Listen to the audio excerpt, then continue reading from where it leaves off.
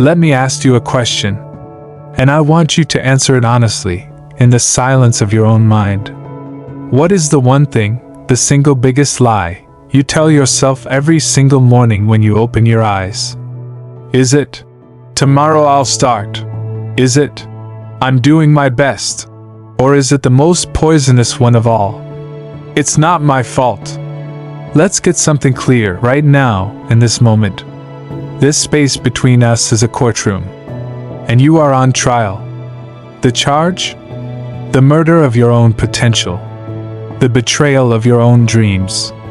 And the evidence is the life you are currently living, the comfort you choose over the struggle, the distraction you worship over the discipline, the excuse you cradle like a precious child instead of the cowardly lie that it is. Look at your hands. These are the hands that are building your life, or digging your grave. You are the architect. You are the laborer. And you are also the wrecking ball. Every decision, every procrastination, every time you hit snooze, every time you scroll mindlessly, every time you choose the easy conversation over the hard work, you are swinging that wrecking ball directly into the foundation of your future. I want to tell you about a man. He woke up on a floor, not a bed. A cold, hard floor in a roach-infested studio apartment. His wallet was empty. His stomach was empty. His spirit was shattered.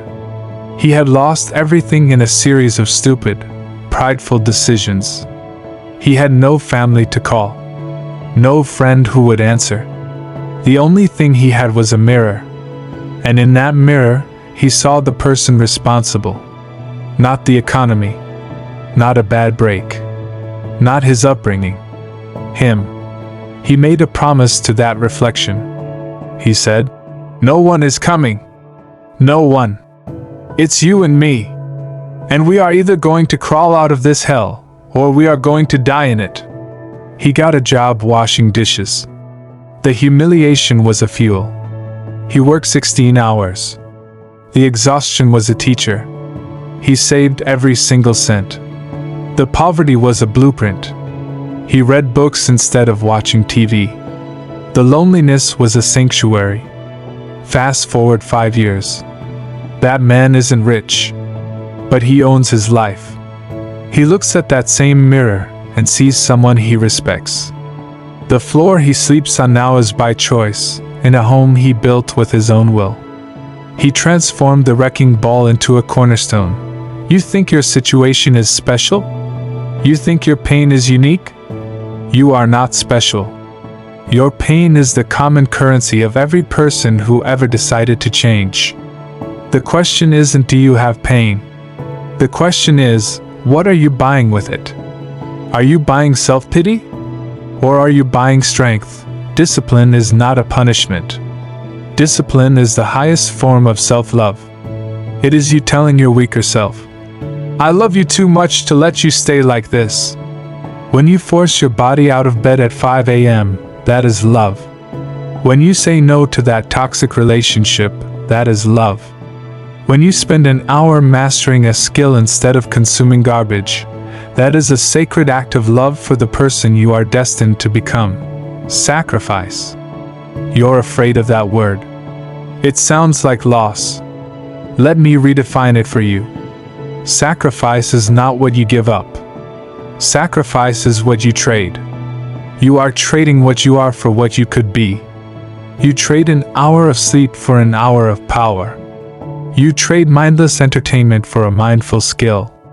You trade the approval of losers for the respect of warriors. You trade a temporary comfort for a permanent freedom. I see you. I see you looking for the secret, the shortcut, the hack. There is no hack. The secret is in the sweat you're trying to avoid. The shortcut is the long, grueling road you're trying to bypass. There is only the grind. The glorious, beautiful, painful grind. It is in the repetition when no one is watching. It is in the rejection that feels like a knife to the chest. It is in the failure that leaves you breathless on the floor. That is the furnace. And you are the metal. You will either be hardened, tempered, and shaped into a weapon, or you will melt away into nothing. What's your excuse? Is it your parents? Your bank account? Your past? Your anxiety? Let me tell you a brutal truth. The world does not care about your excuse. The world only responds to results. The market does not pay for your reasons. It pays for value. Your dream doesn't care about your anxiety. It only responds to action. Your excuse is a wall you've built around yourself. And you are both the prisoner and the guard. The key is in your hand. And it's not a complicated key. It's called doing the work. Today, now, there will be days you fail. You will stumble. You will want to quit. Good. Welcome to the process. The process is not a straight line up. It is a chaotic, messy, bloody graph of peaks and valleys. The winner is not the one who never falls. The winner is the one whose graph, over time, trends upward because every time they fall, they get up one more time than they are knocked down. Your life is that graph. What is its trajectory? This is your intervention. This is the cold water on the face of your sleeping soul. This is the alarm clock that won't stop ringing until you get up and move. The hero you are waiting for, the savior you dream will come, the lucky break you pray for. Look in the mirror. It has been you all along. And you have been asleep at the wheel. It's time to wake up. It's time to take the wheel with a white-knuckled grip and steer this thing into the direction of your destiny. It's time to become a ruthless defender of your own time, your own energy, your own focus. It's time to be misunderstood, to be lonely, to be called crazy. It's time to embrace the struggle as your new home, because it is in that struggle that you forge the strength that cannot be taken from you. The journey of 1,000 miles begins with a single step. But the most important step is not the first one. It's the next one. And the one after that. And the 10,000th one you take when every muscle in your being is screaming to stop. That is where character is born. That is where the old you dies and the new you, the real you, finally stands up. This is your life. Not a rehearsal.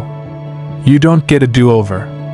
The clock is ticking, and it is the most relentless opponent you will ever face. You can negotiate with people. You cannot negotiate with time. It is slipping through your fingers while you decide whether or not you feel like being great today. So decide. Right now. In this moment. Who are you? Are you the victim of your circumstances, or the master of your fate? Are you a consumer of comfort, or a creator of legacy? Are you a prisoner of your past, or a pioneer of your future?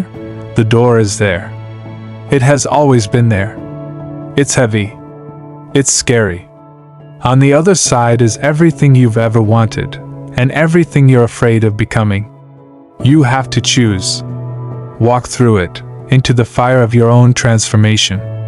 Or turn away, and spend the rest of your days explaining to yourself why you couldn't. But know this. If you choose the fire, you will not walk alone. Because we are the ones who chose the fire.